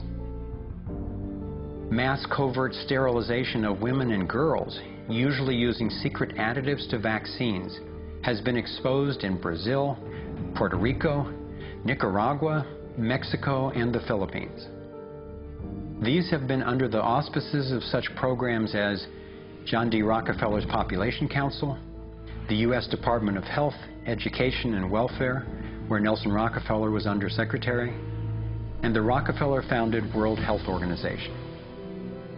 Novartis and Syngenta, in cooperation with the U.S. Department of Agriculture and the Department of Defense, have field-tested a spermicidal strain of GMO corn that would render male consumers infertile. This was quietly announced as a contribution to the world overpopulation problem. The list goes on and on. Right now, global human fertility is plunging. I'm convinced that this is no accident. For me, being willing to consider and research a direct depopulation agenda was critical to my getting the whole picture and to generating responses that could be sufficient to the task we face. I know this may sound crazy, but imagine that it's 1932 and we're in Germany. If I told you that in the next decade millions of people would be exterminated, you would say impossible. No one would do such a thing.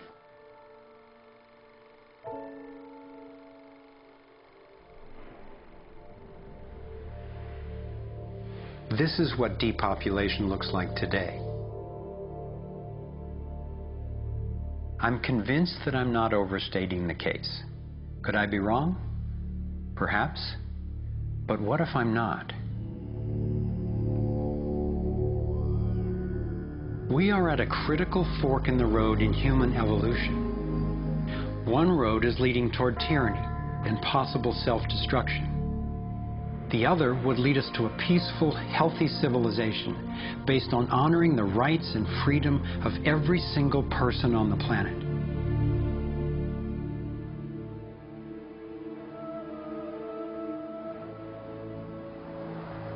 To set off in this new direction, it's up to you and me to clear that road. The time has come to say, enough. There is another way. I believe that together we have the knowledge, the resources, and the solutions to meet that challenge.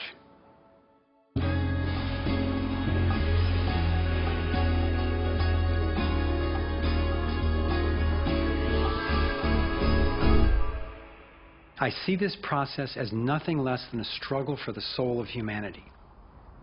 It begins with a shift in worldview, answering the question, who are we really? What is human nature? Are we humans what the elite would have us believe? Stupid, greedy creatures who, if left to our own devices, would devolve into violence and chaos, and so for our own good must be ruled over by a self-appointed elite? Or are we naturally caring and creative?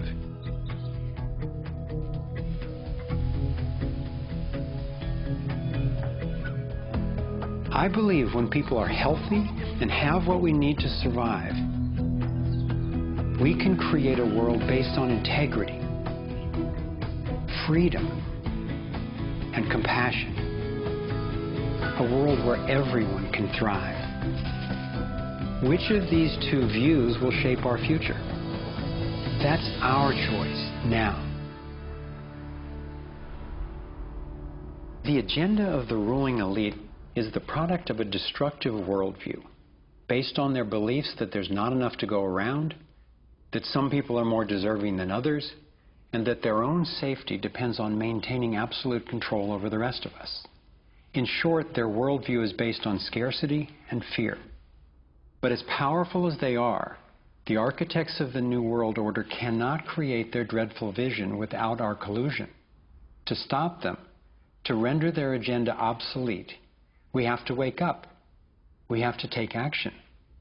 This is like the last effort of a particular phase of civilization. It's its last gasp, really, and I often use the metaphor of the caterpillar becoming the butterfly, because the caterpillar crunches its way through the ecosystem. It's very destructive. It eats 300 times its weight in a day until it's so bloated that it hangs itself up and goes to sleep, and its skin turns into a hardened chrysalis. And then in its body you get these imaginal cells, biologists actually call them that, forming within the caterpillar's body. The caterpillar's body then actually becomes a nutritive soup for those cells. But what's important about that metaphor is that the old and the new coexist for a while. And it's the job of the caterpillar to preserve its life. It's a desperate government that we have now trying to control oil in the Middle East and wanting now to promote nuclear energy and all these things that they know better, but they have to play out the role of protecting themselves. It's their job. And if you love butterflies, you don't go around stepping on caterpillars. So we can't hate them. It doesn't do any good. But if you want alternative energy, you don't ask an oil economy administration to produce it for you. We have to produce it. We imaginal selves have to show that it's cheaper, more efficient, and more effective. Our job is to build a new world. If we had the vision and a worldview that says our crisis is a birth and everybody's needed and everybody will have more of what they truly want, you could turn this desperate world into a renaissance of human creativity and love. It may seem that the controlling elite has all the cards, but we have many advantages of our own. First, let's talk numbers. Very few people are consciously perpetrating the domination agenda. Most of those helping to implement the plan don't understand the full picture of what they're a part of. By my calculations, we outnumber the actual architects of the plan by more than 1,000,000 to 1 in the U.S. alone. Entrepreneur and environmentalist Paul Hawken estimates that there are now well over 1 million organizations in the world that work towards social and environmental justice, comprising the largest social movement in the history of humankind. This movement, when connected electronically, could become a network of networks that will be the most powerful activist force for change ever. If you look at the people who are involved with restoring this earth and stopping the damage and resisting the depredation and nurturing change and reimagining what it means to be a human being, and you're not optimistic, then you might want to get your heart checked, because there is an extraordinary, beautiful, gorgeous, fierce group of people in this world who are taking this on. The second important advantage for us is that all the power centers that the elite control require our participation. If enough of us withdraw our support, their plan can't work. This is true of the central banks, the military, the corporate media, the government, and more. And following the models of Mahatma Gandhi and Martin Luther King Jr., we have the power of nonviolent non-participation. It takes tremendous energy, resources, and deception to try to dominate the lives of others. In moving toward freedom, on the other hand, we have on our side the evolutionary life force and what Gandhi called satyagraha, the simple power of truth. In India, we have thousands of villages which are now freedom zones. So we will not accept patenting. We will not cooperate with it, just like Gandhi did not cooperate with soil laws. We will not allow chemicals and genetically engineered crops to enter our ecosystems because they threaten this biodiversity. And this freedom movement, which is a freedom movement for all species, not just for individual humans, is something that's growing so fast and is reflected in the movement for GMO-free zones in Europe. I turn my back, and there's another 1,000 GMO-free zones. 90% of Italy, 90% of Austria. The freedom zones around the seed, around food, are creating massive shifts. In Bolivia, a grassroots movement took to the streets, relentlessly banging pots and pans, and eventually stopped the foreign corporate takeover of their water resources. Though very little is shown by the corporate media, there are countless success stories going on every day all over the world.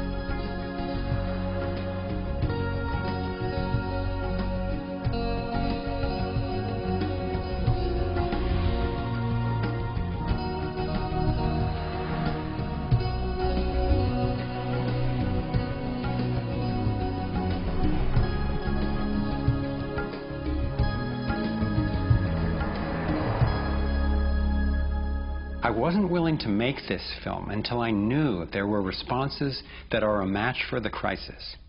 And now the power of the internet enables us to share the breadth and the depth of this research.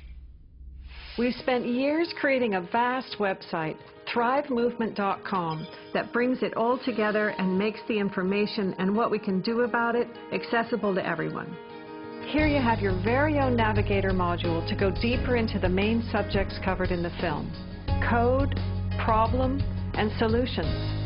You can study strategies and tactics and connect with others to take high-leverage actions. Every fact stated in this film has been independently verified, and the reference is on our website. This sector navigator facilitates whole systems thinking that recognizes that actions in one area impact all the others. The center of the sector navigator is worldview, because it determines how we experience everything that happens within and around us.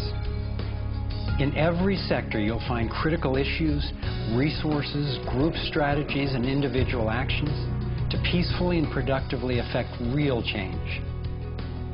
Our resource tree will link you to the people, organizations, and media that we most recommend to help you get more fully educated and engaged.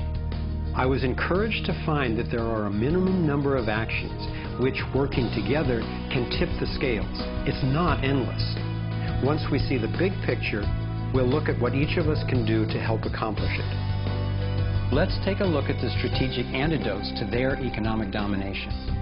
We need to stop any more bailouts of banks or corporations, dismantle the Federal Reserve, withdraw taxpayer support from central banking agencies such as the IMF and World Bank, allow development of alternative currencies and independent banks, and refuse international taxes.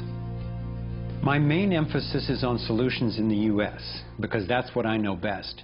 But just as the predicament is global, so are the principles on which the solution strategies are based. Here are some tactical actions that we can take as individuals that don't take much time or money to make a real difference right now.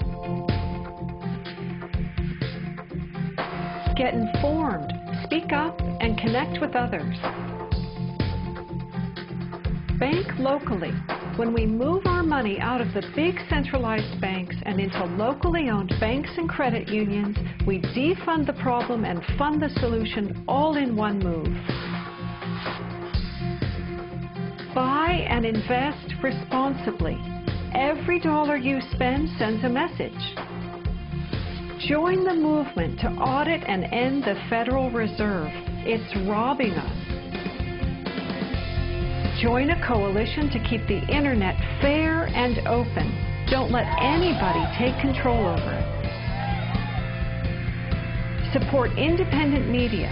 Get your information from diverse sources and think about who's funding the news you get. Support organic, non-GMO farming. Join movements to bring about honest elections, including traceable paper ballots and campaign finance reform. Congress can only be accountable to us when corporations stop funding them. Advocate for renewable and new energy technology. Bring the conversation about free energy out into the open. It will transform the power dynamic on this planet faster than anything in recorded history. Sign up for critical mass action. It's a strategy to leverage our power by waiting until a huge number of us agree to participate before taking an action. Imagine 1 million of us acting in unison. Then again, imagine even more.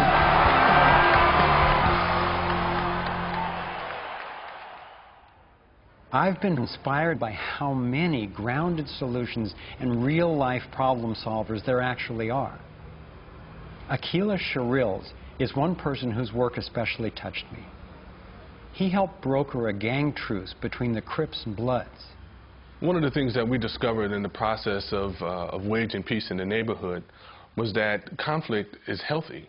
You know, it's unresolved conflict that actually leads to violence. When we first launched the peace treaty, we had a lot of success in our first year. Gang homicides dropped 44% in the neighborhood based upon our actions. Aqeela describes what happened when two rival gang leaders finally met after the truce. The brother came up to him and told him, man, look, I know you got some hard feelings for me.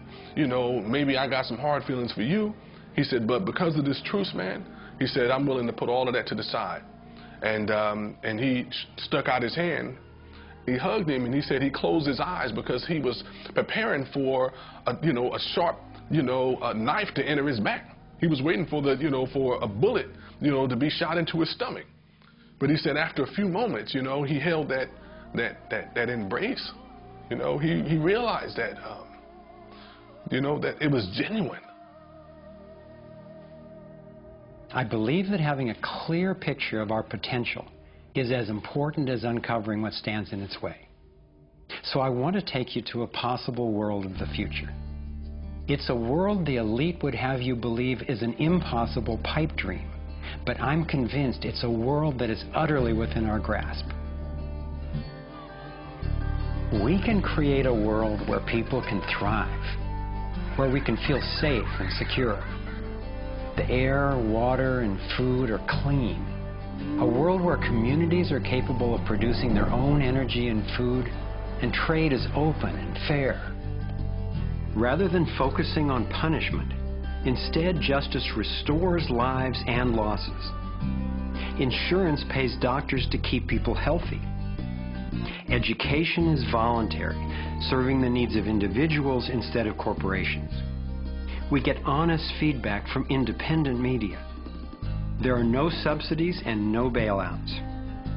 Imagine that with an honest money system, little or no taxes, and low electric and fuel bills, you would have the money to pay off your home and car and be free to save and invest. You would enjoy more wealth, freedom, and security, all while working the same or probably less. Let's say I started a mutual fund for my neighborhood, and all the neighbors had stock, okay? And so they healed the environment, and their stock went up in value. So instead of getting drained financially, they're making money. They're making money from things that make their kids safer and prevent the planet from dying. So you kind of have your cake and eat it too. Instead of working all week to make money and then coming home and trying to save the planet on the weekends, you can spend Monday through Friday making money saving the planet and then, go to the beach. This vision of a thriving world is based on what could be called the liberty perspective. There is a simple principle that underlies this approach: non-violation. Nobody gets to violate you or your property, and you don't get to violate anyone else, except in genuine self-defense. This is the one rule I've found that every single person agrees with, at least for themselves. I believe that non-violation is the true north of humanity's moral compass and our core navigating insight. This insight can guide us and protect each and every individual as we set up voluntary, self-sustaining systems. It is a way of living that I can stand for wholeheartedly and without reservation. I've been profoundly influenced by the work of Austrian economist Ludwig von Mises, who developed a whole philosophy and economic system based on the core ethic of non-aggression. Motivated by having witnessed the ravages of communism and fascism in Europe, he committed his life to finding a just way. He recognized that those systems, as well as socialism and even democracy, wrongly assume the rights of the collective, or the group, to be more important than those of the individual. I had always gone along with the view that more people will thrive if we consider the group's needs above the individual's. But when I took a closer look, I found it doesn't really work that way. In the name of what's best for the group, governments have been responsible for most of the war, death, and destruction on the planet. More than 200 million individuals were killed in the 20th century alone. So how would applying the principle of non-violation change this dynamic? It would take us from incremental change of a fundamentally flawed system to a complete transformation where not just some, or even the majority, but everyone could truly have the opportunity to thrive. In order to implement the principle of non-violation, it makes sense to me to honestly re-examine our past, because it doesn't work to try to build a healthy living system on top of an unhealthy one. We have to go back to the most fundamental acts of injustice upon which the country was founded, in the seizure of the lands of the people and the slaughter of their women and children, in the rendering destitute most of the remnants of these people, is such a grievous wrong that we believe that we have to deal with that, to come to grips with that in a fundamental way. Understanding that they're not wrongs that were done and completed 150 years ago. They're wrongs that are continued every single day. So you have, through the history of North America and the United States, over 500 treaties signed with indigenous nations where every single one of them now has been violated. You have, in fact, a tremendous amount of wealth having been generated from indigenous people's lands and resources, and billions of dollars every year still being generated by corporations and European nations based on the continued exploitation of indigenous people's lands and resources. If we didn't have large corporations, if we didn't have Western governments defining how you and I were to relate to each other, living here in North America now together, how would we relate to one another? How would we make it different? It's going to take time and courageous effort to shift the consciousness and accomplish the tasks that will move us toward the world I'm talking about. And yet I know of no greater gift that we could give to future generations. We can't do everything at once. I envision 3 overlapping stages of the solutions process. In stage 1, we bring as much integrity as possible to our current systems. If we cut the U.S. military budget in half, it would still roughly equal the defense spending of the entire rest of the world. Between that and getting rid of the Federal Reserve, over $1 trillion a year would be freed, enough to feed everyone on our planet, deal with social issues, and heal our environment. Many people believe that widespread starvation and poverty are inevitable, but compared to war, eliminating poverty and restoring the environment are cheap. According to Lester Brown's Earth Policy Institute, it would take under $200 billion a year to restore the Earth's environment and meet global social goals. But this stage isn't the end goal of the Liberty perspective. While stage 1 has a lot of the compassion typically associated with the liberal Democrat agenda, stage 2 reflects much of the wisdom of the traditional conservative worldview. In stage 2, we shrink government's role to protecting individual liberty and stewarding things we share in common, like ecosystems and the airwaves we use to communicate. As the system gains integrity and we move to sound currency, people will have enough money to have more control over everything that affects them. Stage 3 grows out of the increasing freedom that people gain in stages 1 and 2, as they have more money and more time. There is no involuntary tax and therefore no involuntary governance. There's no monopoly on force. There are rules, but no rulers. Rigorously protecting individual rights turns out to be key for honoring our interdependence. We can be distinct and unified at the same time. As utopian as this can sound at first, I've been thrilled to see how much practical thinking has been done to deal with tough issues like healthcare, crime, and education. These 3 stages validate the best of both the liberal and conservative perspectives that have divided us for so long, and then reconcile them at a new level, around non-violation, a core ethic we all share. Stage 3 honors human incentive and finally includes the rights of not just many, not just most, but everyone. The Torus provides a template for a society based on integrity and wholeness. It conserves what's working. It has built-in feedback so it can self-correct and innovate to maintain balance. We can apply these and other features of the torus dynamic to our human social systems. I truly believe that aligning consciously with the fundamental life energy pattern at every level, physical, emotional, mental, interpersonal, and environmental, is ultimately the art, the science, and the celebration of love. And that's what we're here to learn. The fundamental insight of our interconnectedness changed the way I approach everything. In my own life, I found a practical expression of this philosophy in the modern, nonviolent martial art of Aikido. It offers powerful guidance on how to respond effectively and non-aggressively to the global domination agenda. Morihei Ueshiba, its founder, taught that to practice Aikido one must mimic the movements of atoms and galaxies. Just as free energy technology blends with the toroidal pattern to access unlimited power, Aikido, the way of harmony, blends with the energy of an attacker, redirecting it to peaceful resolution.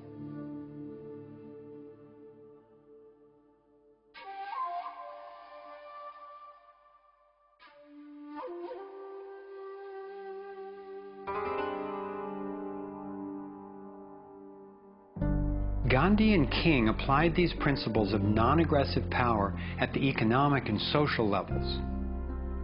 If we respond with violence to the domination agenda, other than in self-defense, it would only continue the old us versus them paradigm and provide an excuse for even more police state measures. I believe that it's essential, both morally and strategically, that we take the path of non-aggression. There is another aspect of the Taurus that has profound implications for how we can respond to the challenges before us. It is the absolute stillness, the 0 point, that lies at the center of each toroidal system.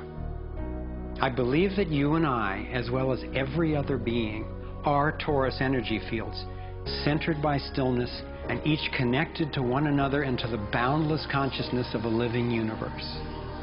As much as I benefit from the experience of others, as highlighted here with the Navigating Insights, and as valuable as daily feedback is about what's really going on in the world, as we see with the Vitals, I've come to recognize that our primary compass is our own inner guidance. As we learn to quiet the noise and amplify the inner signal, we can better hear the voice that naturally knows and offers wise direction. We have an entire inner life, a vibrant and lively inner life that is truly the navigator of the path that we take on the outside. If your inner life is the driver of how you show up in the world, it makes sense that if you want to have anything to do with where you're going, that you have to be in relationship to that inner life. You have to be in relationship to the driver. As we develop increased relationship to who's in the driver's seat, what happens is that there is a synergy. It's a symbiotic relationship that our inner lives are actually able to be more in tandem with where we're choosing to go, and we're able to get there. We're not nearly as insignificant in our impact as we think we are. In order to heal the world, we have to start telling a different story to ourselves. We have to start engaging in a different story with others. It's our collective story that manifests as the world. Humanity is now in a very interesting evolutionary phase in which we move from hostile, aggressive competition, which is the nature of young species, into a more mature mode of cooperation, collaboration. There's no question in this country that money, that capital is being increasingly concentrated in the hands of a few. And those who are so powerful are concentrating it further. But there is a force that's more powerful, and that's the power of the people. When we look at the crises now, it is so easy to fall out of love with life. It is so easy to get pessimistic and desperate. But from my perspective, the crisis has matured to the point of being on the threshold of mass awakening, and that feeling inside me gives me the vitality to know that no matter how small what I'm doing looks to me in the face of these huge problems, that the impulse of evolution is not small. And when it's in everybody who's waking up, it's huge. And as more and more of us are waking up, linking up, and daring to speak up, the scheme for global domination is being exposed. And we're discovering solutions that can create the world we yearn for and deserve. Again and again throughout history, When people have recognized tyranny rearing its cruel head, they've come together and stood up for liberty. I am confident humankind will look back on this period and be proud that when we saw, we acted. Thank you for coming on this journey with us. I'm convinced we have what it takes to thrive. Let's make it happen.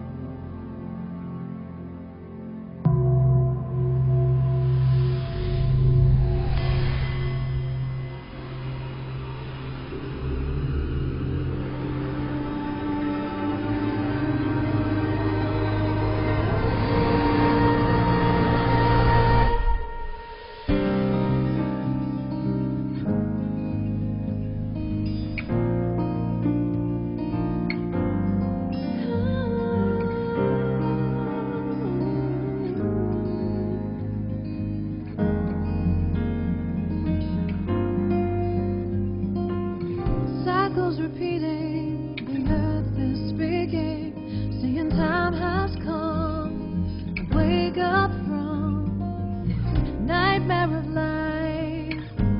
So many shattered lives reaching out, crying out for freedom, crying out for love. Carried by the current, till we stand side by side on the brink of a brand new dawn. We come together while the waters rise. There's a stirring deep inside, deep inside. We come together to stand up for our lives. What on earth does it take to thrive? While we've been sleeping, much closer than we ever knew.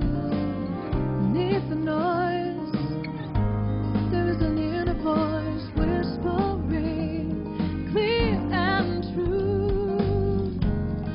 The veils are finally lifting, our ways becoming clear. There's a dream without a limit, and a vision so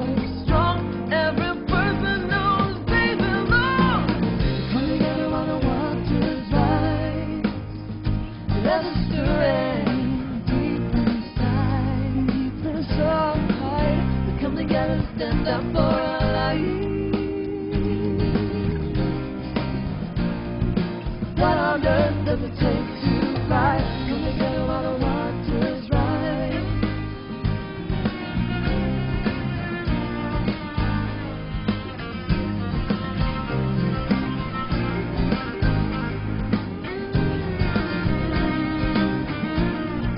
What on earth does it take to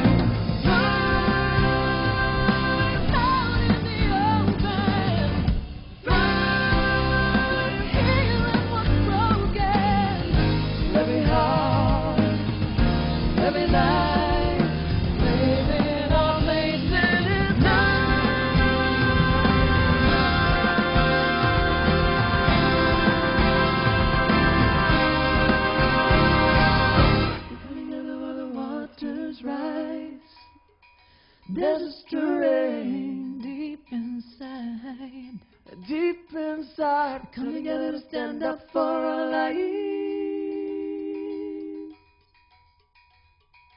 We all have what it takes to thrive. We come together while the waters rise. There's a stirring deep inside, deep inside. Come together to stand up for our lives. We all have what it takes to thrive. Come together while the waters rise. Let's do it deep inside, deep inside. Come together to stand up for our lives.